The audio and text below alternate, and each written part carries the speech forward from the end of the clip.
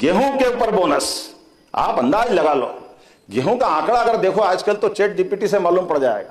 1956 में 100 रुपए के अंदर जो गेहूं मिलता था, आप बताओ 55 साल में केवल 400 रुपए बढ़े आपके समय। और मुझे इस बात की प्रसन्नता, गए साल हमने 2600 रुपए क्विंटल गेहूं खरीदा। ये हमारी सरकार के काम करने का तरीका। सोयाबीन का भावांतर योजना, अरे समझो तो सही भाई, बात क्या है, कोई समझने को तैयार नहीं। अभी हम 2 कानून और अगले सत्र तक लाने वाले हैं। एक कानून है सीड एक्ट, मतलब बीज का कानून। कई बार कंपनियां महंगा बीज बेच देती है, बीज खराब हो जाता है, निकलता है, बीज उगता नहीं है, किसान ठगा सा महसूस करता है। और उसमें कांग्रेस की सरकारों ने कोई प्रावधान दंड का रखा नहीं था। किसान भाइयों, जो किसान को ठगेंगे वो बचेंगे नहीं, कड़ा दंड पाएंगे। कड़े दंड का कानून हम लेके आने वाले हैं ताकि बेईमान कंपनियों को हम कंट्रोल में रख सकें और दामों पर भी काबू रख सकें। और एक बात इसके साथ और, नकली खाद, घटिया पेस्टिसाइड ये कोई बेच नहीं पाएगा। एक पेस्टिसाइड एक्ट और आएगा जिसमें ऐसे बेईमानों को कहीं का नहीं छोड़ा जाएगा। किसान को लूटने वाले कोई बर्दाश्त नहीं किए जाएंगे।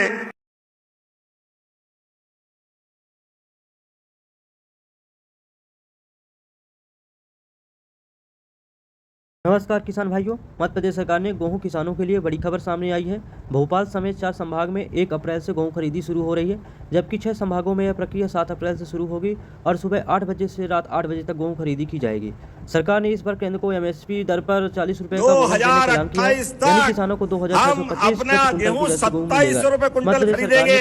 तो अभी तो 3 साल सरकार के बाकी है, लेकिन 2625 में अभी खरीदेंगे, इसी साल खरीदेंगे, ये कमिटमेंट हमारा है। हमारी सरकार बनने पे 2600 रुपए कुंटल पे गेहूं खरीदा गए साल, 2600 रुपए कुंटल पे 20 साल में 2000 रुपए कुंटल का भाव बढ़ाया।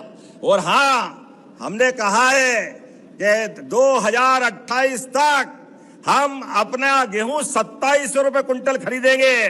तो अभी तो 3 साल सरकार के बाकी है, लेकिन 2625 में अभी खरीदेंगे, इसी साल खरीदेंगे, ये कमिटमेंट हमारा है। और उससे आगे बढ़ते हुए अब तो उड़द लगाओ, तो उड़द पे 600 रुपए का बोनस हमारी सरकार के माध्यम से देंगे। तीसरी फसल भी लगाओ, किसानों की आय बढ़ाओ। हर क्षेत्र में कोई क्षेत्र खाली छोड़ने वाले नहीं है। जब मैं आपके बीच में आया हूं तो खेत में आम के आम और गुठली के दाम क्षेत्र में उत्पादन हो रहा है। ऐसे में हमारे किसानों को सही दाम मिले, सही प्रकार की मंडी हो, कोल्ड स्टोरेज हो, ताकि उसकी फसल नुकसान में नहीं जाए, वो उसका प्रॉपर प्रोसेसिंग करके प्रॉपर तरीके से कीमत मिले। इसलिए बड़वानी में नई आधुनिक सब्जी मंडी की घोषणा की है। जोरदार अभिनंदन को। नई सब्जी मार्केट, आपकी नई सब्जी मंडी बनेगी, जिससे किसानों को सब प्रकार की मदद मिलेगी।